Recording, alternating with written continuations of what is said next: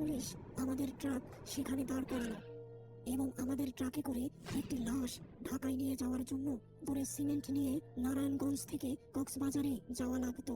কিন্তু ওই সময় তার ট্রাকের হেল্পার ছিল না, তাই আমি তার সাথে এই ট্রিপে যোগ দেই।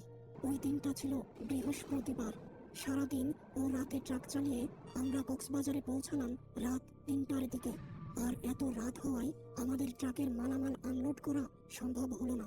পরের দিন সকালে ট্রাকের মালামাল আনলোড করা শেষ হয়। এরপর আমরা বিকেলে ঢাকার উদ্দেশ্যে রওনা দিই।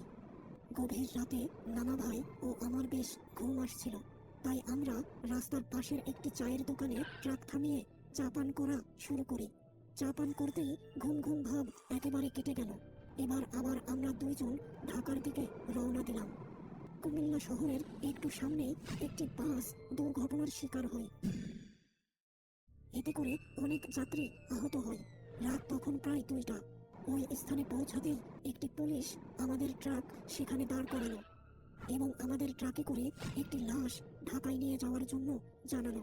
প্রথমে আমরা রাজি হলাম না, কারণ এত রাতে এই লাশ নিয়ে ট্রাকে যাওয়া বেশ ভয় ও বিপদের ব্যাপার। তবে অনেক অনুরোধের পর আমরা ওই লাশটি নিয়ে ঢাকায় যাওয়ার সিদ্ধান্ত নেই, আর এর জন্য আমাদেরকে বেশ কিছু টাকাও দেওয়া হয়। এবার আমরা লাশটিকে নিয়ে ঢাকার উদ্দেশ্যে রওনা হলাম, কিন্তু ওই লাশের সাথে আর কোনো মানুষ আসলো না। দাউদকান্দি সেতুর কাছাকাছি আসতেই আমাদের ট্রাকের হেডলাইট একাই বন্ধ ও চালু হতে লাগলো এবং কিছুটা পথ অতিক্রম করতেই হঠাৎ ট্রাকের ইঞ্জিন বন্ধ হয়ে গেল। এবার নানা ভাই আমাকে বললেন, জিদান, ট্রাক থেকে নেমে ইঞ্জিনটা একটু চেক করে দেখো তো কি সমস্যা হলো।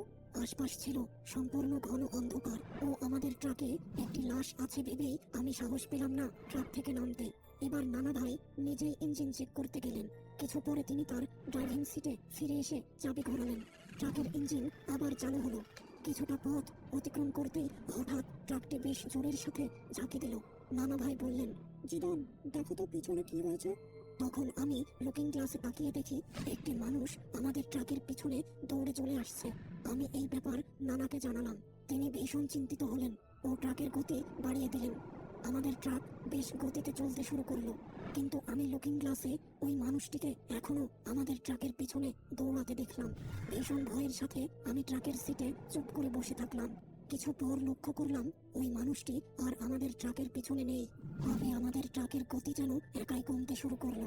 মনে হলো পিছন থেকে কেউ যেন আমাদের ট্রাকটি টেনে ধরেছে।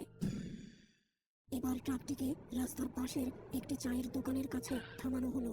আমি ট্রাকের পিছনে চেক করতে গেলাম, কিন্তু একই ট্রাকের পিছনের ডালা খোলা এবং সেখানে কোনো লাশ নেই। নানা ভাই, ট্রাকে কোনো লাশ নেই। নানা ভাই দ্রুত ট্রাকের পিছনে ছুটে আসলেন।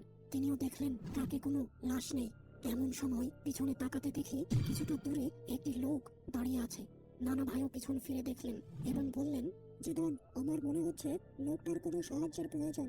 চলো ওই লোকটার কাছে যেয়ে জিজ্ঞাসা করি। এবার আমরা দুইজন ওই লোকটার দিকে এগিয়ে গেলাম, কিন্তু কাছে যেতেই দেখি আরে এ তো ওই মৃত ব্যক্তি যার লাশ এত সময় আমরা ট্রাকে করে আনছিলাম। আমরা দুইজন দৌড় দিয়ে সেখান থেকে চলে আসলাম চায়ের দোকানের পাশে। কিন্তু একে কোথায় চায়ের দোকান আর কোথায় আমাদের ট্রাক? চারিপাশ কেবল ফসলের মাঠ। কিছুক্ষণ আগের চায়ের দোকান ও আমাদের ট্রাকটি যেন বাতাসে মিলিয়ে গেছে। এমন সময় সামনে একজন মানুষ এসে হাজির। ভালো করে লক্ষ্য করে দেখলাম আরে এ তো ওই চায়ের দোকানদার যার দোকানে কিছু সময় আগে আমি ও নানা ভাই চা পান করেছিলাম। হঠাৎ লোকটি আমাদের দুইজনের গলা চেপে শূন্যে উঠিয়ে ধরলো। অনেক কষ্টে ছাড়া পেয়ে আমরা দুইজন দৌড় শুরু করলাম, কিন্তু বেশ কিছু সময় দৌড়ে আমরা আবার ওই একই স্থানে নিজেদের আবিষ্কার করলাম। এমন সময় হঠাৎ পিছন থেকে এক ভীষণ আঘাত অনুভূত হলো এবং সাথে সাথে আমি সেখানে জ্ঞান হারাই। পরদিন আমি নিজেকে একটি হাসপাতালের বিছানায় পাই। জানতে পারি আমি নাকি রাস্তার উপর অজ্ঞান অবস্থায় পড়েছিলাম।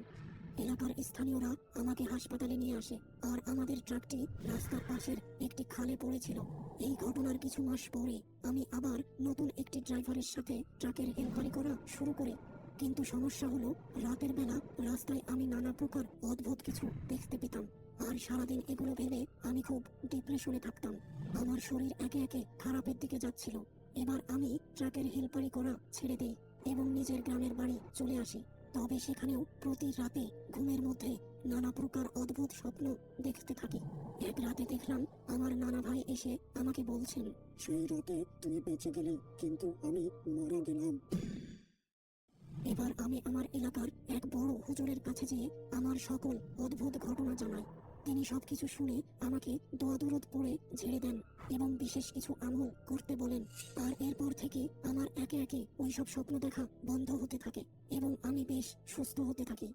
বর্তমানে আমি স্বাভাবিকভাবে একটি ট্রাকের হেল্পারের কাজ করছি এবং আমার সাথে কোনো প্রকার